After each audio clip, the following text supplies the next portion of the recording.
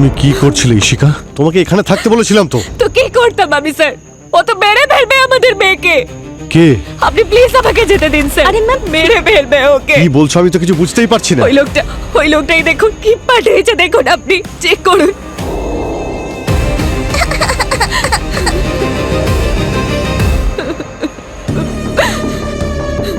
Plan একটু change হয়েছে। টাকা নিয়ে তুমি ভিখু বাড়ি চলে এসো, আর সিআইডি অফিসারদের সঙ্গে করে নিয়ে এসো না। স্যার, আমাদের কিছু একটা করা উচিত। এই কিডন্যাপার কিন্তু আমাদের থেকে দ্বিগুণ এগিয়ে চলছে। কতদিন আর পালাবে? স্যার, খুব ভালো গেম, খুব মজা আসবে, trust me. I trust you. হ্যাঁ স্যার, আপনারা সবাই রুলসটা বুঝে গেছেন আরে তো? বাবা, রুলস গুলো সব বুঝতে পেরেছি। তুমি শুধু এটা বলো, এই গেম, এই আইডিয়াটা তুমি পেলে কোথা থেকে? দয়া স্যার, আমরা এই গেমটা ট্রেনিং এর সময় খেলতাম। টাইম পাসও হয়ে যায় আর হিউম্যান সাইকোলজি বোঝা যায়। আচ্ছা আচ্ছা আচ্ছা, তাহলে এই ব্যাপার। দয়া, একটু সাবধানে, কিন্তু মনের ভেতর কি আছে তা কিন্তু বেরিয়ে আসবে। সেটা তো ভালো কথা না। আমি তো বলি তুমি একটু বুঝেছো, কন্ট্রোল রাখো। কে জানে। আরে না না, এতে ভয়ের কি আছে? যা আমার মনের ভিতরে আছে তা বাইরেও আছে। বলো না কি করতে হবে। শুরু করি। আমি একটা ওয়ার্ড বলবো, ওই ওয়ার্ডটা শুনেই সবার প্রথমে মাথায় যে কথাটা আসবে সেটা বলতে হবে, না ভেবে। না ভেবে। ঠিক আছে? অবনি, ভালোবাসা। আরে এসব কি? ভালো কোনো ওয়ার্ড বলো। ভালোই তো ওয়ার্ড আরে দিয়েছি। ভালোবাসায় কি প্রবলেম? বলো বলো বলো, উত্তর দাও। ভালোবাসা, প্যারেন্টস। সতীন স্যার, টাকা। টাকা সবসময় সততা। আরে বাহ, গুড এসকেপ। দয়া স্যার, সাহসিকতা। সিআইডি। এটা ঠিক, রাইট। অভিজিৎ স্যার, ভারতবর্ষ। মনে। স্যার, আরে তোমাদের সবার কি ব্যাপার? আজকে সবাই বেশ আনন্দে দেখছি, অনেক হাসি খুশির শব্দ পাচ্ছি আমি। স্যার, ওই কীর্তিকা আমাদের সাইকোলজি টেস্ট নিচ্ছিল। তারপরে রেজাল্ট কি? স্যার এখানে সবাই পাশ করে গেছে 100-100। দারুণ, ভেরি গুড। আচ্ছা, এই গেমটা কিরকম?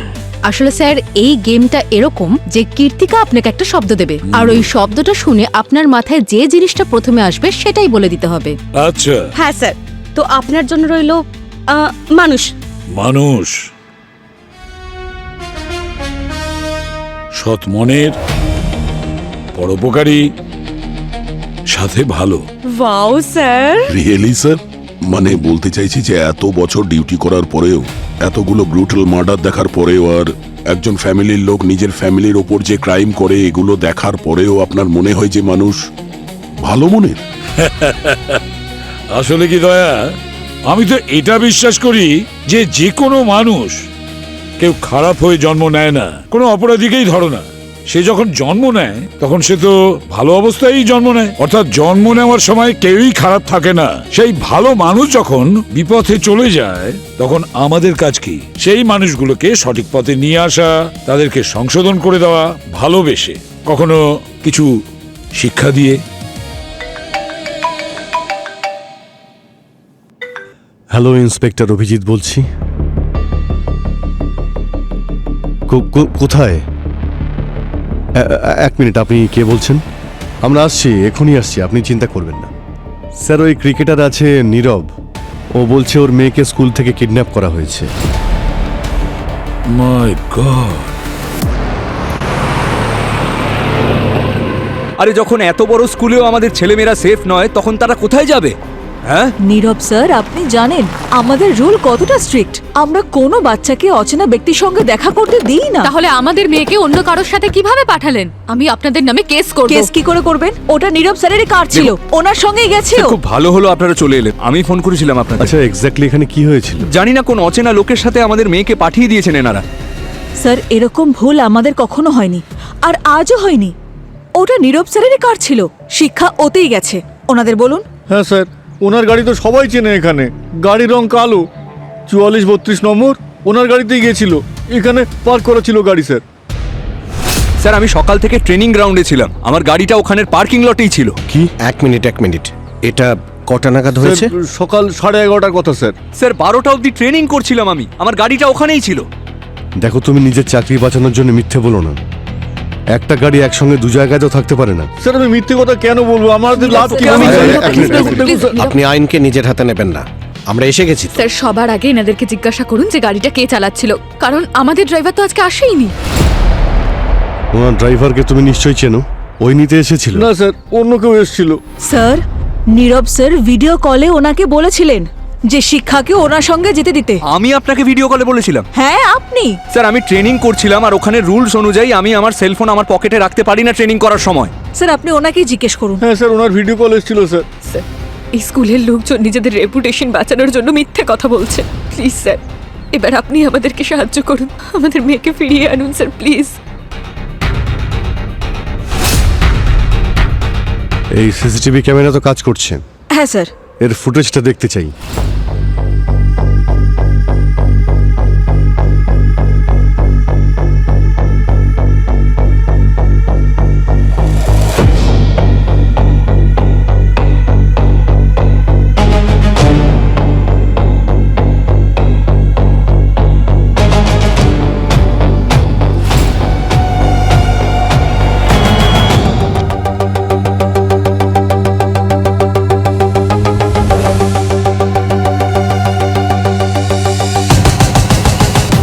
স্যার দেখলেন তো আপনারা, এটাই নীরব বাবুর গাড়ি।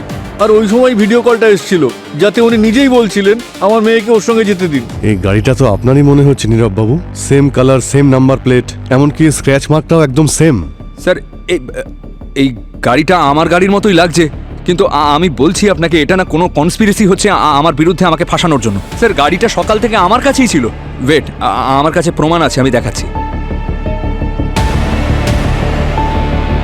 স্যার এটাই আমার গাড়ি, পার্কিংয়ে রয়েছে, 11:30টার ফুটেজ। মানে কেউ আপনার মতোই গাড়ি ব্যবহার করেছে, সেম কালার, নকল নাম্বার প্লেট। খুব ভালো প্ল্যানিং করেছে। কিন্তু স্যার এত বড় একটা প্ল্যানে আমাদের বিরুদ্ধে কে করবে? আমাদের তো কোনো শত্রুও নেই স্যার। ম্যাম মোস্টলি কিডন্যাপিং টাকার জন্য করা হয়। লোকটার মুখটা কেমন ছিল মনে আছে? কেমন দেখতে ছিল সে? স্যার মুখটা তো ঠিকমতো দেখতে পাইনি, কারণ ও কালো চশমা পরেছিল আর টুপিও পরেছিল স্যার। তার মানে পোশাক বদলে ছদ্মবেশে ছিল। আচ্ছা স্যার, আমার একটা জিনিস কিছুতেই মাথায় আসছে না, ওই লোকটা নীরবের ফেক ভিডিও কল কিভাবে অ্যারেঞ্জ করলো? আর্টিফিশিয়াল ইন্টেলিজেন্ট মানে এআই দিয়ে কিডন্যাপার ওই ভিডিও কলে নীরবের ফেস বসিয়ে দেয়, আর সেটা দেখিয়ে খুব সহজেই স্কুলের লোককে বোকা বানিয়ে ওই বাচ্চাটাকে ওখান থেকে তুলে নিয়ে চলে যায়। স্যার এআই দিয়ে ও শুধু নীরবের মতো নিজের লুকটাই করেনি, ওরকম সেম গাড়ির ব্যবস্থাও করে এনেছিল।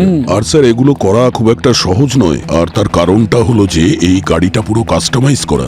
এক্স্যাক্টলি, এরকম তো নয় যে সোজা চলে গেল কার শোরুমে আর গিয়ে বলল আমার এই রকমেরই গাড়ি চাই, কালো রঙের। হ্যাঁ স্যার, ও গাড়িটাকে ঠিক ওইভাবেই মডিফাই করেছে, ঠিক ওই ডিজাইন।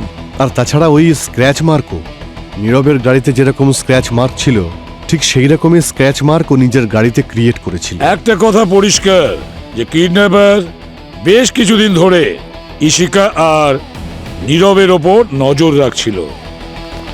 ওদের মেয়ের ওপরও নজর ছিল, কখন কোন স্কুলে যায়, কোন গাড়িতে যায়, কটার সময় বাড়িতে ফেরে, সবটাই জানতো, ডিটেলসে খোঁজ নিয়েছে। আমার মনে হচ্ছে যে কিডন্যাপার অনেক দিন ধরেই ফলো করছিল। হ্যাঁ, স্যার এখন তো এই গাড়িটাই আমাদের অপরাধী পর্যন্ত পৌঁছে দেবে। এই ডুপ্লিকেট যে গাড়ি আছে না, সেটা ডিটেলস আমাদের খুঁজে বের করতে হবে। কোনো শোরুম থেকে তো নিশ্চয়ই গাড়িটা কেনা হয়নি, গাড়িটা অনেক অল্টারনেশন অ্যাডিশন হয়েছে, এমন কিছু এইসব পেন্টিং টেন্টিং সব কিছু, সেটা কোথায় করা হয়েছে সেটা খোঁজ নিতে হবে। স্যার এই ক্রাইমের যে গাড়িটা, এটা সেকেন্ড হ্যান্ড ডিলার বা স্ক্র্যাপ ইয়ার্ডস থেকেই তোলে এরা। চলো ওই ওয়ার্কশপে গিয়ে দেখি, কিছু না কিছু তো পাওয়া যাবেই। কিন্তু স্যার কিডন্যাপারদের কোনো কল তো আসেনি এখনো টাকার জন্য। আবার এমনটা নয় তো যে নীরব আর ইশিকার সাথে কেউ শত্রুতা করার জন্য এটা করছে। কিন্তু স্যার যখন ওনার সাথে কথা বললাম তখন তো উনি বললেন ওনার কারোর সাথে শত্রুতা নেই। আসবে, কিডন্যাপারদের কল আসবে, আর সেটাও খুব তাড়াতাড়ি।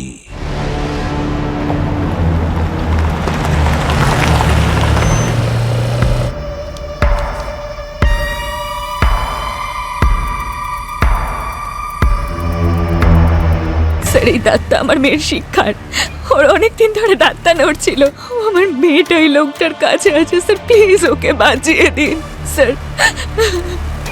কোনো মায়াই নেই এর। চিঠির সঙ্গে বাচ্চাটার দাঁতও পাঠিয়েছে। আর স্যার নিজের হাতেও লেটারটা লেখেনি, দেখুন নিউজ পেপার আর ম্যাগাজিনের অক্ষরগুলো ইউজ করেছে এখানে। হ্যাঁ, ও জানতো যে ফোন করলেই আমরা ট্রেস করে নেব। হ্যাঁ স্যার, আর সেই জন্যই তো এই চিঠিটা ওরা শিক্ষার দাদুর বাড়িতে দিয়েছে, যেখানে সিসিটিভি ক্যামেরাই ছিল না। হ্যাঁ স্যার, ও জানতো যদি ডেলিভারি করে এখানে ধরা পড়ে যাবে। ধরা তো নিশ্চয়ই পড়বে। র্যানসম চেয়েছে 2 কোটি টাকা। ড্রপ অ্যাট 1234 কে স্ট্রিট, রাত ঠিক 9টার সময়। তা ওই শিকা টাকা ড্রপ করতে যাবে, পুলিশকে বলা যাবে না। স্যার এটাই ঠিক সময় খুনিকে ধরে ফেলার আর শিক্ষাকে সুস্থভাবে বাড়িতে ফেরানোর। স্যার কিন্তু আমরা কেন এই ঝামেলাটায় জড়াচ্ছি? এরা যত টাকা চাইছে আমরা দিয়ে দিতে রাজি। আমার মেয়েটাকে তো আমরা ফিরে পাবো অ্যাটলিস্ট। আজ আপনার মেয়েকে কিডন্যাপ করেছে, অন্যদিন অন্য কারো মেয়েকে কিডন্যাপ করবে। আমাদের এই অপরাধীদের এইভাবে ছেড়ে দিলে চলবে না, এদেরকে ধরতেই হবে।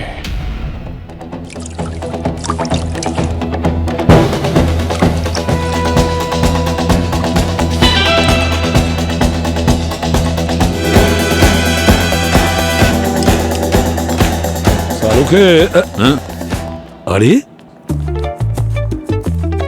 কি দারুণ লাগছে তোমাকে, ভীষণ হ্যান্ডসাম লাগছে শাহরুখে তোমাকে। আজ সূর্য কোন দিকে উঠেছে ভাই? আরে আচ্ছা, আমি কি কমপ্লিমেন্ট দিতে পারি না? কমপ্লিমেন্ট তো দিতেই পারো, বরং এত বছর ধরে আমি অপেক্ষা করছি তুমি কবে কমপ্লিমেন্ট দেবে, আজকেই কেন? আরে আগে তো থ্যাংক ইউ বলবে। Thank you very much my dear friend, thank you. আর আমরা তো এরকম শুনেছি স্যার, যদি আমরা কারো মিথ্যে প্রশংসা করি তাহলে সে আরো মন দিয়ে কাজ করে। এই তো ঝুলি থেকে বেড়ালটা বেরিয়ে পড়লো। এইটা হচ্ছে আসল রূপ তোমাদের। হ্যাঁ, মিথ্যে মিথ্যে প্রশংসা করো, তখন সে পরিশ্রম করে ভালো কাজ করবে। তার মানে এতদিন আমি ভালো কাজ করিনি। আরে ভাই, আমি জানি যে তোমরা বেশিক্ষণ আমাকে খুশি দেখতেই পারো না। ব্যাস কাজ করো, কাজ দাও। আরে স্যার, আপনাকে কেউ জোর করে কোনোদিন কাজ করাতে পারবে, তাও গাছে তুলে দিয়ে?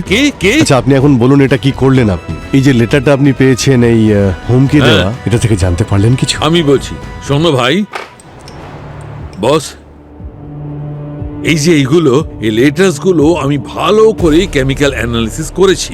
আমি এই লেটারগুলো থেকে মাইক্রোস্কোপিক রাবারের পার্টিকেলস আর সি সল্টের সন্ধান পেয়েছি। রাবারের মাইক্রোস্কোপিক দানা আর সি সল্ট, রাবার ফ্যাক্টরি সমুদ্রের ধারে।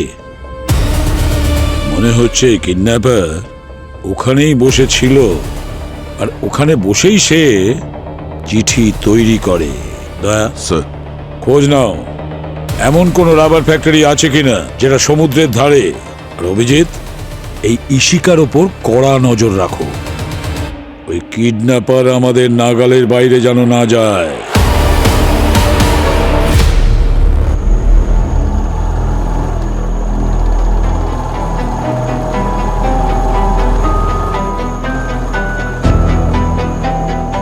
ইশিকা, আমরা লোকেশনে পৌঁছে গেছি, তুমি চলে এসো।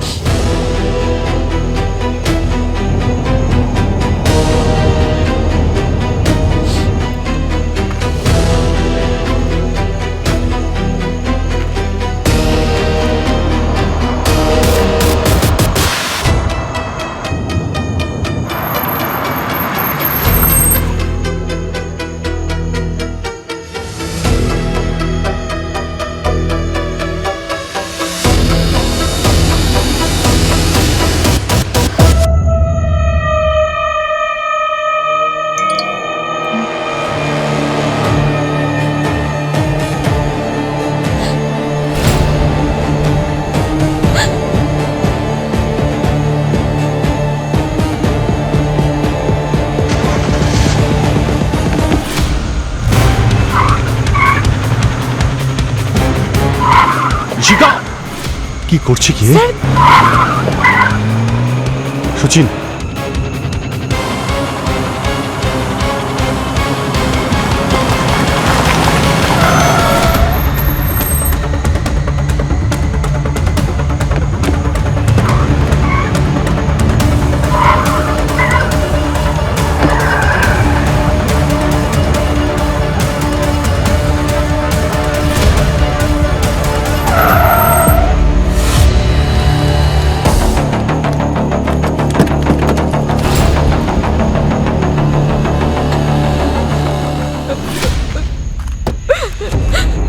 তুমি কি করছিলে ঈশিকা?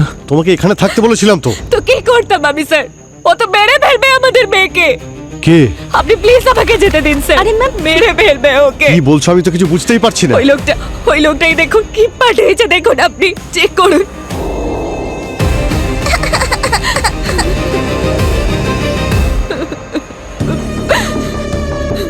প্ল্যান একটু চেঞ্জ হয়েছে।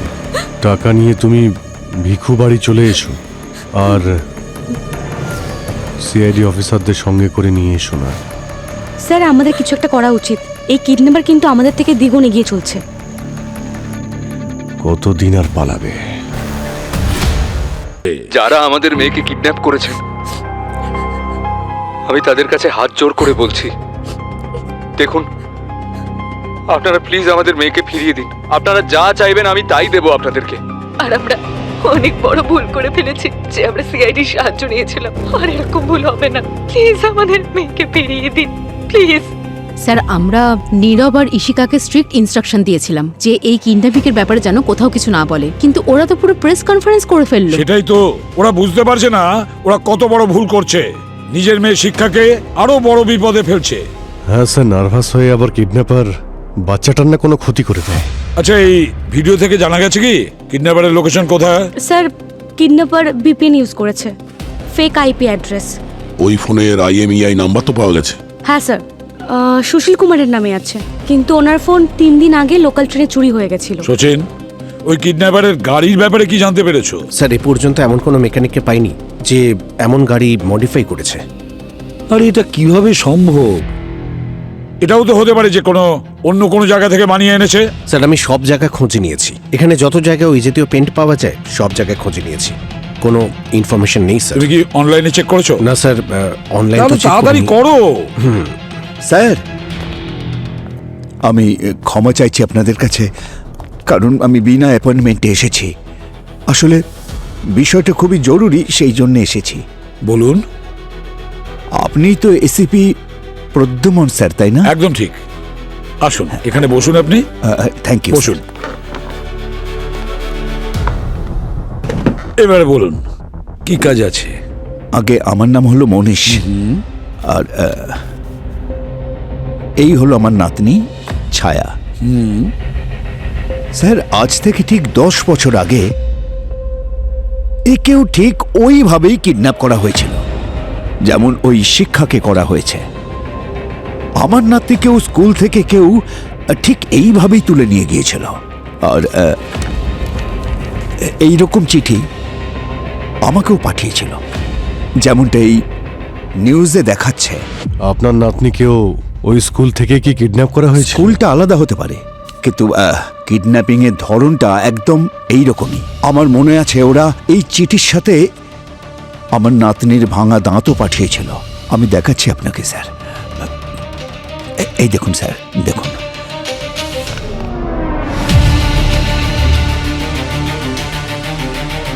এটা আপনার নাতনির দাঁত?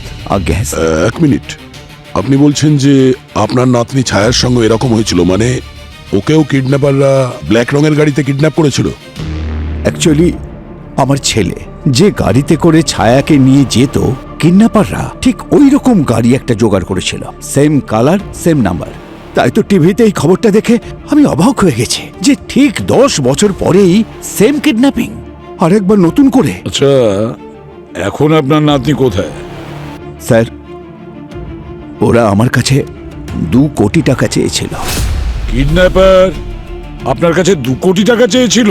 আগে হ্যাঁ স্যার। আর আপনি কিডন্যাপারকে 2 কোটি টাকা দিয়েও দিয়েছেন? হ্যাঁ স্যার, ওই লাল ট্যাঙ্কের পাশের রাস্তায়। কিন্তু স্যার ওরা আমার নাতনিকে ফিরিয়ে দেয়নি। আপনি বলছেন যে আপনি টাকাগুলো লাল ট্যাঙ্কের পাশের রাস্তায় দিয়েছিলেন, ওখানে দিয়েছিলেন নাকি ভিখু বাড়িতে দিয়েছিলেন?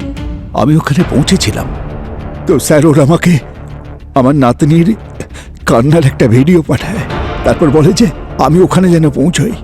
আমি আপনাকে স্যার ভিডিও দেখাচ্ছি, 1 সেকেন্ড স্যার। এই দেখুন স্যার, এই যে ভিডিও। দাদু আমাকে বাঁচাও দাদু, প্লিজ।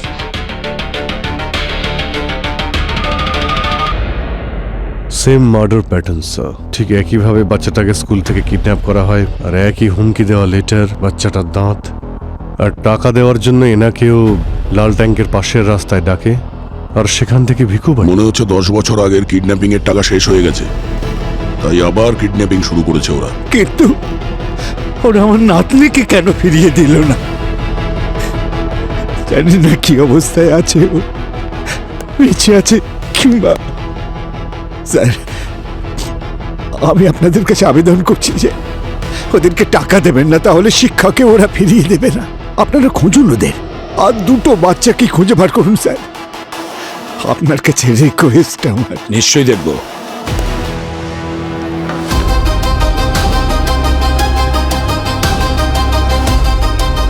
নীরব আর ইশিকা কোনোভাবে ওই কিডন্যাপারের প্রলোভনে যেন ধরা না দেয়, তার আগে ওদের থামাতে হবে। কি আপনারা এটা কি বলছেন? 10 বছর আগেও একইভাবে কিডন্যাপিং হয়েছিল? হ্যাঁ, কিডন্যাপার টাকাও নিয়েছিল আর বাচ্চাটাকেও ফেরত দেয়নি। দেখুন, এই কথাটা আপনারা মন থেকে বের করে দিন যে টাকা দেওয়ার পর ও আপনাদের মেয়েকে ছেড়ে দেবে। দেখুন তো, আপনার মনে হয় কোনো নোটিফিকেশন এসেছে? স্যার, এটা কোনো আননোন নাম্বার থেকে ভয়েস মেসেজ এসেছে। হয়তো ওরই হবে। প্লে করুন। মনে হচ্ছে তুমি তোমার নাতনিকে ভালোবাসো না, সেই জন্যই তার জীবনটাকে বিপদের মধ্যে ঠেলে দিচ্ছ। আমি তোমাকে শেষ সুযোগ দিচ্ছি এবার। কাল রাত 9টার সময় অবশ্যই ফিল্ম সিটির কাছে 6 কোটি টাকা নিয়ে আসবে। আর এবার কোনো চালাকি করার চেষ্টা করো না, তাহলে কি হবে নিশ্চয়ই বুঝতে পারছো। মনে হচ্ছে তুমি তোমার নাতনিকে ভালোবাসো না, সেই জন্যই তার জীবনটাকে বিপদের মধ্যে ঠেলে দিচ্ছ। আমি তোমাকে শেষ সুযোগ দিচ্ছি এবার। স্যার, এই অডিও ক্লিপে কিডন্যাপের আওয়াজ ছাড়া অন্য কোনো শব্দ শোনা যাচ্ছে। একটু ভলিউমটা বাড়ো। হ্যাঁ স্যার। কাল রাত 9টার সময় অবশ্যই ফিল্ম সিটির কাছে 6 কোটি টাকা নিয়ে আসবে। এটা তো জলের শব্দ, ঢেউ বইছে। মানে কিডন্যাপার এমন কোনো জায়গায় আছে যেখানে রাবার ফ্যাক্টরি আছে, আর সেটা সমুদ্রের একদম কাছে। এক্স্যাক্টলি। এই শহরে যত রাবার ফ্যাক্টরি আছে আমরা সবার একটা লিস্ট বানিয়েছি। তার মধ্যে একটা রাবার ফ্যাক্টরি আছে যেটা সমুদ্রের পাশে, উমিয়ানগরে। উমিয়ানগর? স্যার। হ্যাঁ স্যার, অদ্ভুত একটা ব্যাপার দেখুন। যে কারকে পেইন্ট করার জন্য বিশেষ রঙের ব্যবহার হয়েছিল, সেই ব্ল্যাক পেইন্ট উমিয়ানগর থেকে অর্ডার করা হয়েছিল অনলাইন। কে অর্ডার দিয়েছিল ওই পেইন্টের? যে লোকটা অর্ডার করেছিল সেই কেসে ইনভলভড। ছবিটা ভালো করে দেখুন। মাই গড, এ তাহলে সে! আমরা বুঝতেই পারিনি। একটা কাজ করো, তাড়াতাড়ি ওকে ওখান থেকে ধরে নিয়ে এসো, শিক্ষাকে কোথাও নিয়ে যাওয়ার আগেই।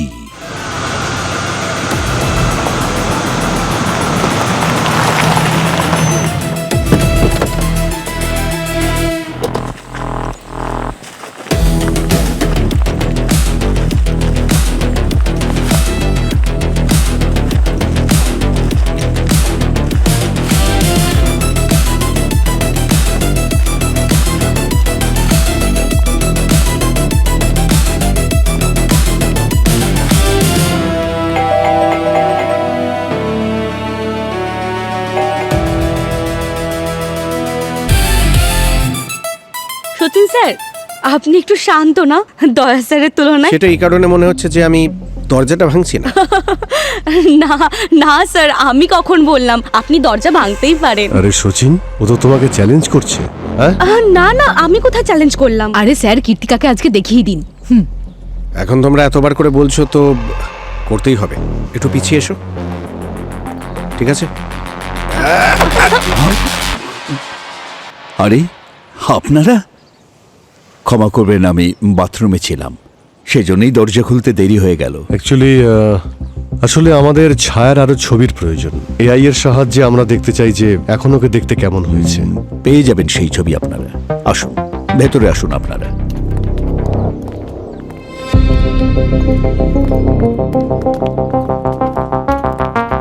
আপনারা এখানে বসুন, আপনাদের জন্য আমি জল নিয়ে আসি। আরে বসুন।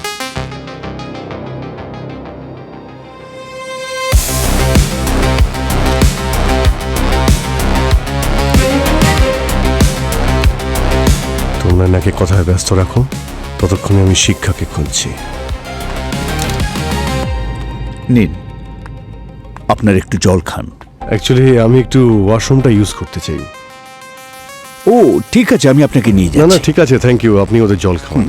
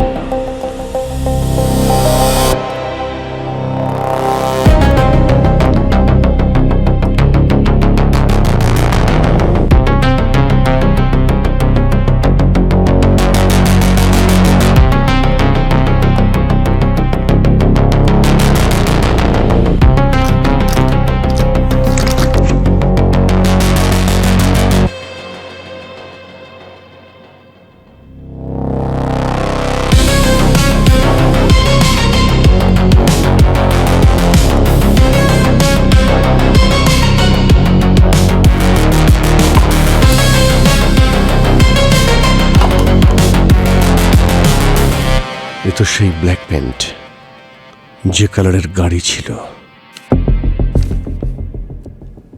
এই ফটোগুলো দেখে আমারও দাদুর কথা মনে পড়ে গেল। মনে হচ্ছে আপনি ছায়াকে খুব ভালোবাসতেন। হ্যাঁ, খুব ভালোবাসতাম। আমাকে ছাড়া থাকতেই পারতো না, আমিও পারতাম না। নিজের মায়ের থেকেও বেশি আমার কোলেই ও খেলা করত। আর তারপর যতক্ষণ আমি ওকে গল্প বলতাম, ও খাবারও খেত না। এতটা ন্যাওটা ছিল আমার। কেন? ওর বাবা মা কোথায় ছিল? আলাদা হয়ে গিয়েছিল দুজন। কিন্তু কেন? মতের মিল ছিল না ওদের। সব সময় লড়াই, ঝগড়া, চিৎকার, চেঁচামেচি, এইসব। তার ফলে ছায়ার উপরে কোনো খারাপ প্রভাব পড়েছিল? অবশ্যই, বাচ্চাদের উপর খারাপ প্রভাব তো অবশ্যই পড়ে। যতদিন ছায়া এখানে ছিল, আমরা একসঙ্গেই থাকতাম। ছায়া না থাকাতে ওরা দুজনও একসঙ্গে থাকার প্রয়োজনই মনে করল না আর।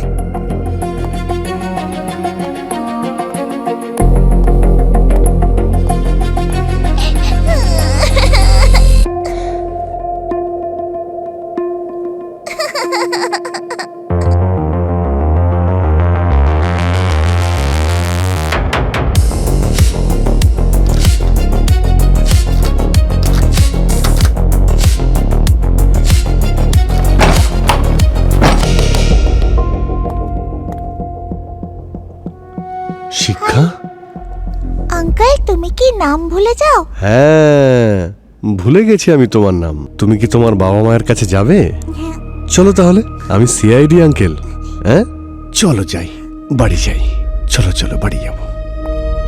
এসো, বাবা মায়ের কাছে যাবো। হ্যাঁ ঠিক আছে।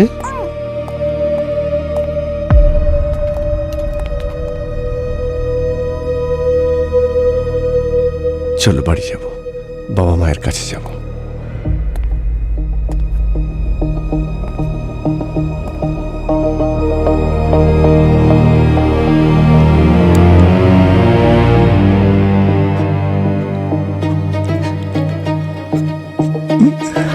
দাদু, তুমি কাঁদছো কেন? আরেকবার বল। দাদু, তুমি কাঁদছো কেন? এমনি রে।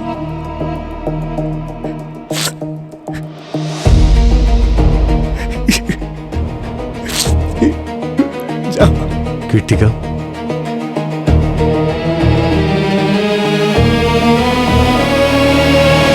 আপনার অপরাধের গল্প এখানেই শোনাবেন নাকি বিউরোতে নিয়ে যাব?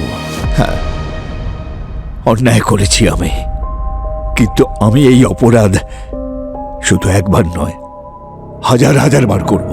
আমি যা কিছু করেছি শুধু এই জন্য করেছি যাতে ছায়া আমার কাছে ফিরে অন্য আসে। কারোর বাচ্চাকে কিডন্যাপ করলে নিজের নাতে কি করে ফিরে আসবে? আচ্ছা, আমাদের দেশে কি আইন, ন্যায় বিচার সব বড় লোকদের জন্য? আমাদের মতো সাধারণ মানুষের জন্য ন্যায় বিচারের কোনো প্রয়োজন নেই। কি বলতে চাইছেন আপনি? আইন আপনাকে কোনো সাহায্য করেনি? যদি সাহায্যই পেতাম তাহলে আমার নাতনি আমার কাছেই থাকতো। নিজের হাতে আমি অগুন্তি চিঠি লিখেছি পুলিশকে, নেতাদেরকে, নিউজ পেপারে। কোনো আইনের আমি সামান্য সাহায্য পাইনি। কেউ আমার নাতনিকে খুঁজে বার করার চেষ্টাই করেনি। দেখুন, আমরা আপনার কষ্টটা বুঝতে পারছি, কিন্তু অন্যায় তো সবসময় অন্যায় হয়, তাই না? কি অন্যায় করেছে? একজন ক্রিকেটার, একজন অভিনেত্রীর মেয়ে নিখোঁজ হলে তখন আপনারা খোঁজার জন্য জীবনপাত করে ফেলেন। আমি এ কাজ এই জন্য করেছি যাতে এই বুড়োর কথাগুলো মানুষের কানে অন্তত পৌঁছে যায়। এর জন্য নিশ্চয়ই অনেক প্ল্যানিং করেছেন, হোমওয়ার্ক করেছেন, অনেক রিসার্চও করেছেন, নজরও রেখেছিলেন। হ্যাঁ, আমি নজর রেখেছিলাম। আমি একই কার কিনেছিলাম, সেই গাড়িতে নিজের হাতে পেইন্ট করেছি, এআই ব্যবহার করে শিখেছি, এআই এর সাহায্যে নীরবের ভয়েস করেছি এই আশাতে আগামী দিনে যেন আমিও নাতনিকে ফিরে পাই। স্যার, 1 মিনিট দাঁড়ান দাঁড়ান, কথা বলুন। এর সাথে আমাকে বাচ্চা দিচ্ছে না। নাও কথা বলো। স্যার, ওয়াচম্যান, শিক্ষাকে ওনার সাথে পাঠিয়ে দাও। সত্যি পাঠিয়ে দেবো তো বাচ্চাটাকে? হ্যাঁ হ্যাঁ, পাঠিয়ে দাও।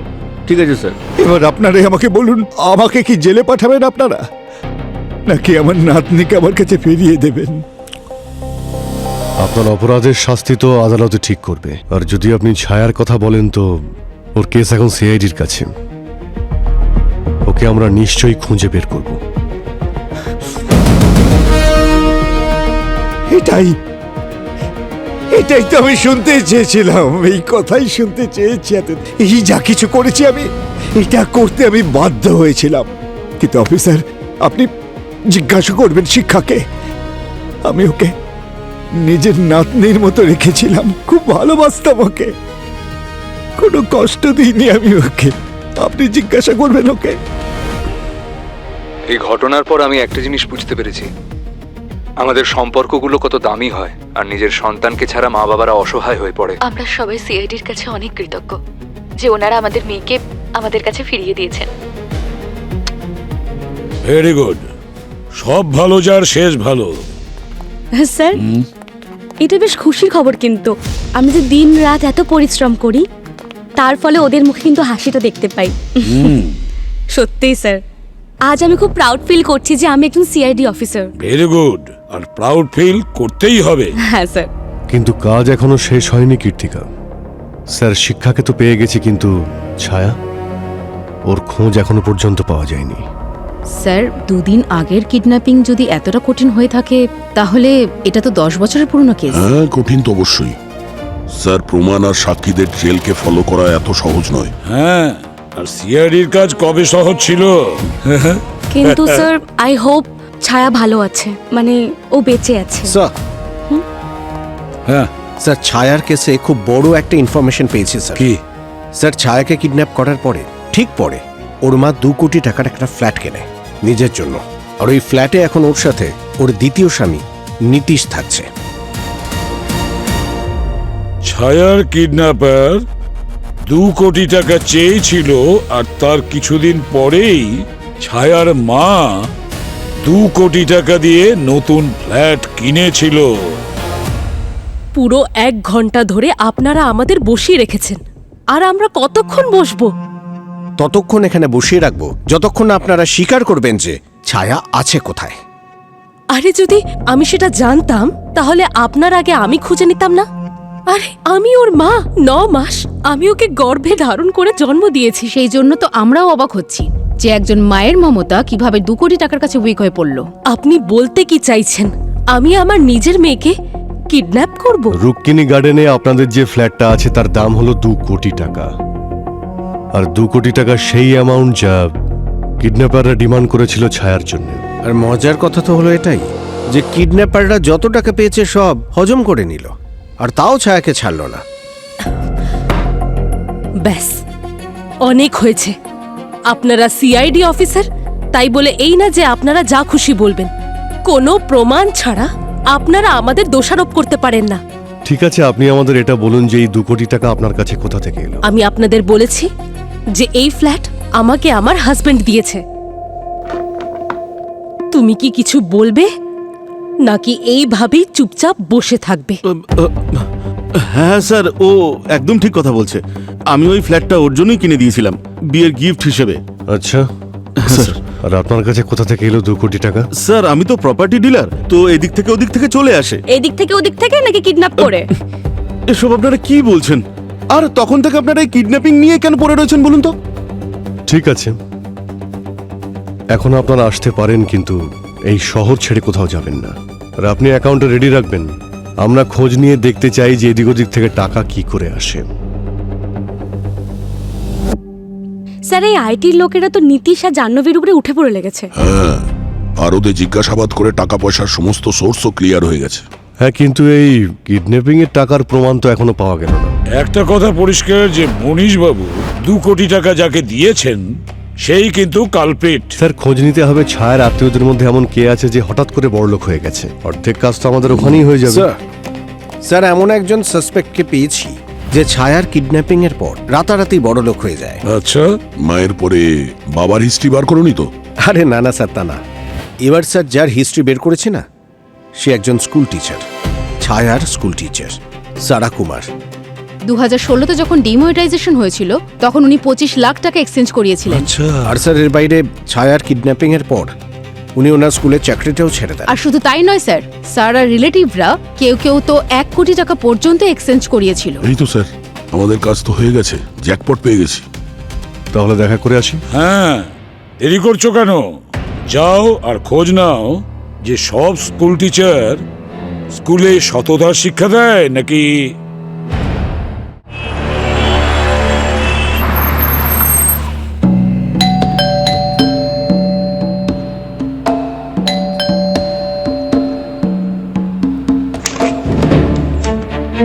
হ্যাঁ বলুন, কার সঙ্গে দেখা করতে চান আপনারা?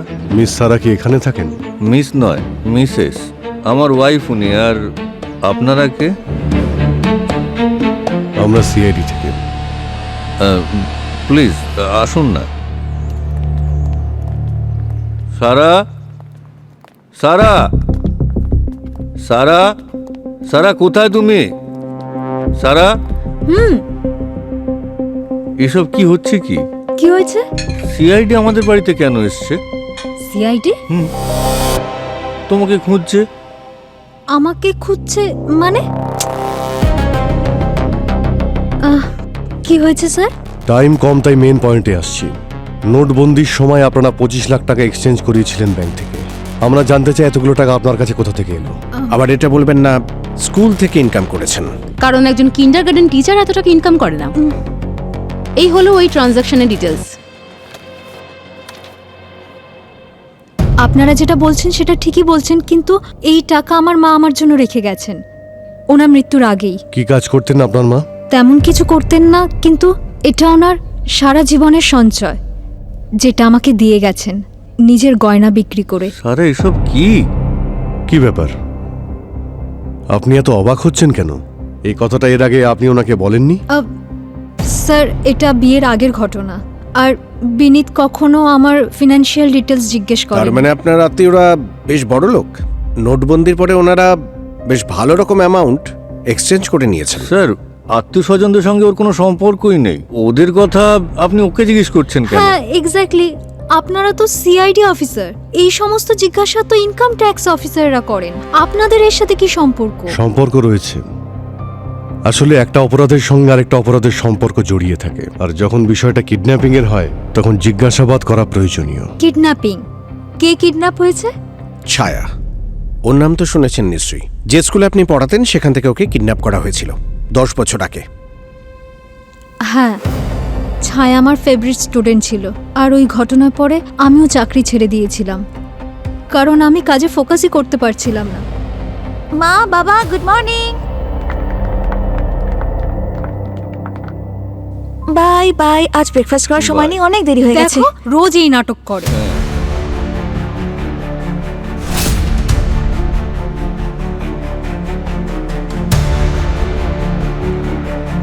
আরে হ্যালোর ভাই ভাই একসাথে? এত ঝড়ের গতিতে? হ্যালো, আমি কীর্তিকা। কোন ক্লাসে পড়ো তুমি? শোনো, তোমার দেরি হচ্ছে না, চলো দুধ খেয়ে নাও। চলো তাড়াতাড়ি। খেয়ে নাও, কোন ক্লাসে পড়ো তুমি? না না না, দুধ খেয়ে নাও তাড়াতাড়ি, তোমার লেট হচ্ছে। আর ফোনটা দাও। Bye bye. Bye. Bye bye. আচ্ছা এই কেসের ব্যাপারে আরো কিছু জিনিস জিজ্ঞেস করার আছে, কিছু ডিটেলস চাই আপনার থেকে প্লিজ। শিওর। বিনীত, তোমার লেট হচ্ছে, তুমি রেডি হও, আমি ডিটেল দিয়ে দিচ্ছি। ওকে। হ্যাঁ আসুন। হ্যাঁ চলুন।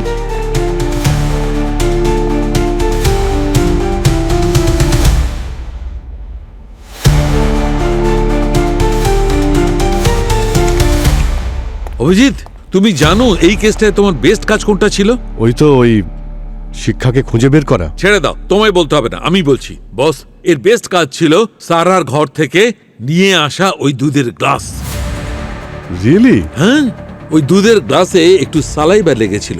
আমি সেই সালাইবাটা টেস্ট করেছি, তার ডিএনএ আর ওই ছায়ার ভেঙে যাওয়া দাঁতটা, তার ডিএনএ দুটো ম্যাচ করে গেছে। তার মানে ওই মেয়েটা সারার নয়? না, ও ছায়া, জাহ্নবীর মেয়ে। মনীষ বাবুর নাতনি। মানে এখানে ঘটার সমস্ত গেমটা এই সারাই ঘটিয়েছে। হ্যাঁ, ছায়ার কিডন্যাপ আমিই করিয়েছিলাম, কিন্তু আমি নিজেকে পুরোপুরি দোষী মনে করি না, কারণ আমি ওর নিজের মা বাবার থেকেও বেশি ভালোবেসেছি। কোনো সন্তানকে তার মা বাবার থেকে ছিনিয়ে নিয়ে তাকে মানুষ করাকে তোমার এটা অপরাধ বলে মনে হচ্ছে না? টাকা পয়সার জন্য করেছো না এসব? আমার ওপর প্রচুর ঋণ ছিল, ব্যাংকের, প্রতিবেশীর, সবাই পেছনে পড়েছিল, এমনকি আমাকে পুরোপুরি মেরে ফেলারও হুমকি দিচ্ছিল। এই জন্য আমি এটা করতে বাধ্য হয়েছি। সব অপরাধী যদি বলে বাধ্য হয়ে করেছি, তাহলে মানুষের স্বাভাবিক জীবনযাত্রাই থাকবে না। আপনি একজন টিচার, যার স্থান বাবা মায়ের ওপরে হয়। এক মুহূর্তের জন্য হলেও আপনি এই নোংরা কাজটা করার আগে ভাবলেন না? এক মুহূর্তের জন্য ভেবেছিলাম, কিন্তু যখন দেখলাম ছায়া ওর মা বাবার কাছে যেতেই চায় না, তখন আমার আর গিল্টি ফিল হয়নি। এক মিনিট, কি বললে তুমি? ছায়া নিজের মা বাবার কাছে যেতে চাইতো না? তো আপনার কি মনে হয় টাকাগুলো নেওয়ার পরেও আমি কেন ওকে ফেরত পাঠালাম না? ওকে নিয়ে ওর বাড়ি গিয়েছিলাম, কিন্তু ঘরের ভেতর থেকে ওর মা বাবা ঝগড়া করার আওয়াজ আসছিল, গালি গালাজ, বাসনপত্র ভাঙা, এমনকি জিনিসপত্র পড়ে যাওয়া। ও এত ভয় পেয়ে গিয়েছিল যে আমাকে রিকোয়েস্ট করতে শুরু করলো, টিচার আমি বাড়ি যাব না, আপনি প্লিজ আমাকে নিয়ে চলুন আপনার সাথে। তো আপনি নিজেই ডিসাইড করে নিলেন যে ও আপনার সঙ্গেই থাকবে? ওর মা বাবার তো এমনিতেই কোনো চিন্তা ছিল না ওকে খোঁজার, আর আমি ওকে খুব ভালো জীবন দিয়েছিলাম। স্যার, আপনারা তো দেখেইছেন না যে ও আমার সাথে কতটা খুশি। আচ্ছা, আপনি তাহলে ওর দাদুর কথা একবারও ভাবলেন না যে গত 10 বছর ধরে ওনার উপর দিয়ে কি যাচ্ছে? ওনার সাথে খারাপ হয়েছে, এই জন্যই তো আমি বললাম না যে আমি অর্ধেক দোষী। আর ওই ঘটনার পরে আমি ভেবেছিলাম যে আমি আমার জীবন নতুন করে শুরু করব। আমি ছায়াকে সুফির নাম দিয়েছি, আর বিনীতকে বলেছি যে আমি একজন উইডো, আর ছায়া আমার মেয়ে। আমরা 3 বছর আগেই বিয়ে করেছিলাম। নিজের স্বামীকেও মিথ্যে বলেছো? এখন তো দেখছি তোমার পুরো জীবনটাই মিথ্যের ভূমিতে বাস করছে। হ্যাঁ স্যার, আমি তো একজন সাধারণ মানুষ, পারফেক্ট নই আমি। আমার মধ্যে কিছু খামতি ছিল, হয়ে গেছে ভুল। ভুল আর অপরাধের মধ্যে অনেক পার্থক্য আছে। চোখের জল ফেলে তো ভুলের প্রায়শ্চিত্ত করা যায়, কিন্তু অপরাধের শাস্তি কতটা পাবে সেটা তো আদালতে ঠিক করবে। আদালত? আপনারা আমাকে জেলে পাঠাবেন? বিনীত আর সুফির কি হবে? সুফি আমাকে ছাড়া থাকতে পারবে না স্যার। সুফি নয় ওর নাম ছায়া, বুঝতে পেরেছো? এবারে তোমার পরিবারের কি অবস্থা হবে সেটা অপরাধ করার আগে ভাবা উচিত ছিল, আন্ডারস্ট্যান্ড? স্যার আপনি?